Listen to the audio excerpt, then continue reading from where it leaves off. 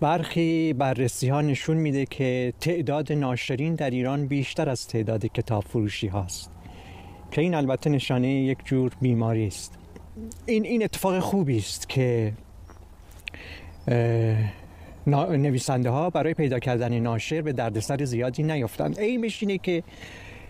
جنس تقلبی در بازار زیاد میشه و البته حسنش هم همینه که نویسنده هایی که واقعا دغدغه نوشتن دارند و چاپ آثارشون میتونه به این دغدغه کمک بکنه، دردسر زیادی برای پیدا کردن ناشر ندارن. ولی خب این موضوع مرجعیت ادبی که میتونه از طریق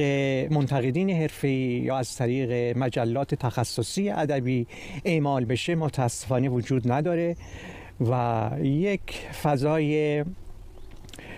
شلوغی که خیلی مشکل دوغ از دوشاب تشخیص بدهیم به وجود آمده